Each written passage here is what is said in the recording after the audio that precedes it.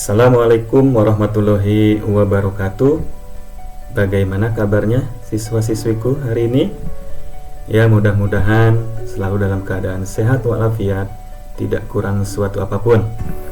Ya, jangan lupa selalu bersyukur ya, agar hidup kita selalu berkah. Amin.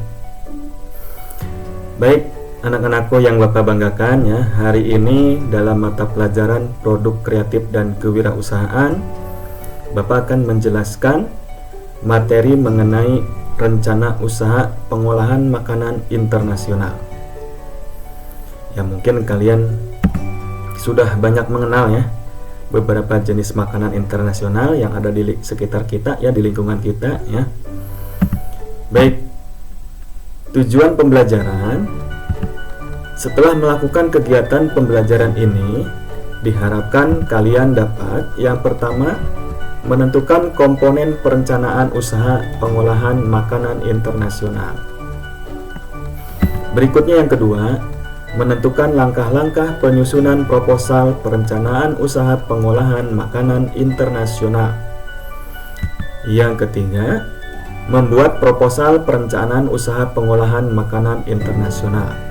Nah, nanti kalian di ujung dari pembelajaran ini tugasnya adalah membuat proposal perencanaan usaha.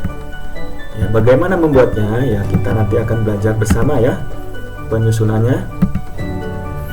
Oke, untuk yang pertama uraian materi yang akan disampaikan pada materi hari ini adalah mengenai proposal ya, pembuatan proposal. Apa itu proposal? Ya, proposal berasal dari bahasa Inggris, yaitu to propose, yang artinya mengajukan. Secara bahasa, proposal dapat diartikan sebagai bentuk pengajuan atau permohonan. Penawaran itu bisa berupa ide, gagasan, pemikiran, atau sebuah rencana kerja yang ditujukan kepada pihak lain untuk mendapatkan dukungan, baik itu yang sifatnya izin, persetujuan, dana, dan lain-lain. Apa itu proposal ya? Pengertian proposal usaha adalah sebagai pengajuan yang berupa tulisan yang berisi perencanaan dan pemaparan usaha, mulai dari dana, keperluan perlengkapan, rencana penjualan, hingga rencana keuntungan yang mungkin bisa didapat dari usaha tersebut. Nah, berikutnya, apa sajakah komponen proposal usaha? Yang pertama yang harus ada dalam sebuah proposal usaha, yang pertama adalah visi dan misi. Visi ini mendeskripsikan tujuan perusahaan di masa yang akan datang. Kemudian misi mendeskripsikan rencana apa yang dilakukan perusahaan untuk mencapai visi. Yang kedua, ya, komponen yang kedua yaitu tujuan kegiatan usaha. Ya, tentu saja ketika kita akan melakukan usaha ya, yang diharapkan dari usaha kita adalah keuntungan ya. Selain keuntungan mungkin ada tujuan-tujuan lain yang kita harapkan. Nah, itu nanti kita isikan di dalam proposal usaha. Yang ketiga, maksud kegiatan usaha. Berikutnya yang keempat, profil usaha makanan internasional. Nah, ini berisi tentang profil atau keterangan makanan yang akan kita produksi, akan kita jadikan sebagai peluang usaha ya. Yang kelima, strategi pasar yang akan kita gunakan.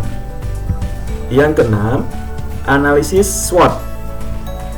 Ya, apa itu SWOT ya? SWOT itu kependekan dari ya, atau kepanjangan dari kekuatan, strength, peluang, opportunities ya, kelemahan, weakness, dan ancaman.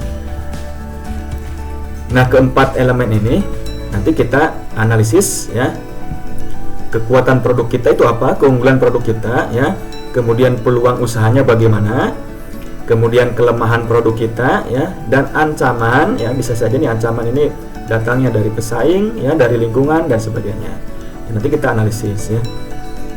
Berikutnya yang ketujuh, proses produksi meliputi alat dan bahan yang digunakan hingga proses pembuatan dan penyajian.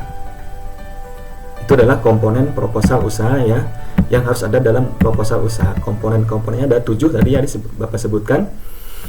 Berikutnya strategi pasar. Ada 3 hal penting yang harus diperhatikan ketika menetapkan strategi pasar. Yang pertama, segmenting pasar. Segmenting pasar adalah dengan menjadikan pembeli sebagai target yang akan dicapai.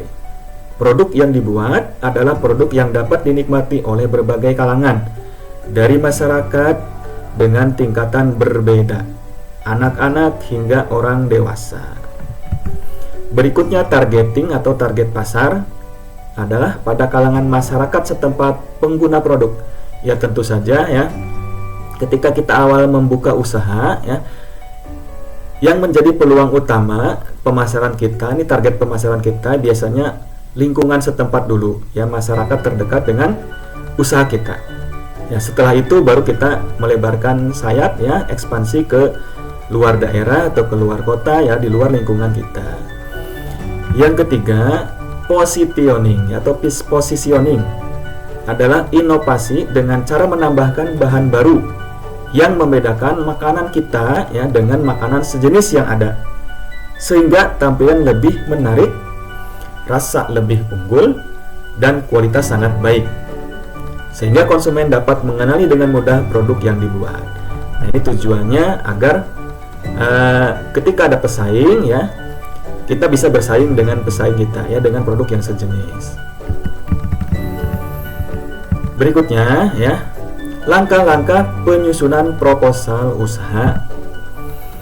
Yang pertama, pemilihan jenis usaha. Jenis usaha yang dipilih yaitu yang telah melalui hasil analisis dengan memperhatikan banyak faktor. Yang kedua, nama perusahaan. Ini adalah pemilihan nama perusahaan ya, yaitu nama yang mudah dikenal atau menunjukkan makna tertentu. Ya tentu saja nama di sini harus harus baik gitu ya, tidak berkonotasi buruk gitu, karena sekarang tuh banyak ya nama produk atau nama perusahaan yang konotasinya itu mendekati yang hal-hal yang tidak baik lah. Yang ketiga, lokasi usaha.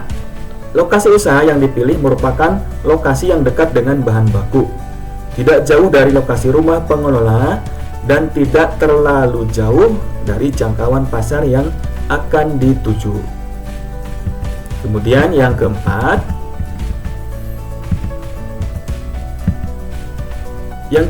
adalah perizinan usaha. Izin usaha yang disiapkan antara lain NPWP, nomor pokok wajib pajak dari kantor pajak. Nah, ini seorang pengelola usaha ya, atau yang akan mendirikan usaha ini wajib memilikinya ya, NPWP dari kantor pajak. Kemudian yang berikutnya adalah akta notaris dari kantor notaris ya. Kemudian SIUP, surat izin usaha perdagangan atau TDP ya. Tanda daftar perusahaan dari Dinas Perindustrian Kota atau Kabupaten, dan izin PIRT dari Dinas Kesehatan Kota Kabupaten. Berikutnya yang kelima, sumber daya manusia. SDM-nya harus ada, harus disiapkan. SDM yang disiapkan terdiri atas 3 orang pendiri yang mempunyai tugas masing-masing, yaitu penanggung jawab produksi, pemasaran, serta administrasi dan keuangan. Baik, kalaupun kita akan membuka usaha sendiri bisa saja ya, ketiga faktor ini ya kita lakukan sendiri, tidak jadi masalah. Ya, yang penting kita mampu untuk melakukannya. Berikutnya yang keenam, aspek produksi. Hal-hal yang harus diperhatikan pada aspek produksi adalah bahan baku dan bahan tambahan, peralatan yang digunakan, jumlah tenaga kerja, dan hasil produksi. Nah, bahan baku utamanya apa gitu ya. Nah, ini harus kita perhatikan, dan bahan tambahannya. Kemudian peralatan yang digunakan ya, mungkinkah peralatannya sederhana atau memerlukan teknologi ya, teknologi terkini. Jumlah tenaga kerjanya ya, bisa sedikit atau banyak, dan hasil produksi. Hasil produksi tentu saja dengan disesuaikan dengan jumlah produksi. Yang ketujuh, aspek keuangan. Hal-hal yang harus diperhatikan pada aspek keuangan adalah biaya tidak tetap, biaya tetap, total biaya, penerimaan kotor, pendapatan bersih. Ya, mungkin itu anak-anakku ya, langkah-langkah penyusunan proposal. Ada 7 langkah ya yang harus kalian pahami. Baik ya, terima kasih atas perhatian kalian hari ini. Mudah-mudahan materi yang Bapak sampaikan ya bisa dipahami. Ya, kalaupun ada pertanyaan atau masih belum paham tentang materi yang Bapak sampaikan, silakan bisa mengajukan pertanyaan di kemudian hari atau melalui grup WhatsApp, atau kalian bisa explore sendiri ya, mencari hal-hal yang belum kalian pahami di internet, di Google, di YouTube. Baik, terima kasih atas perhatiannya. Billahi taufiq wal hidayah. Wassalamualaikum warahmatullahi wabarakatuh.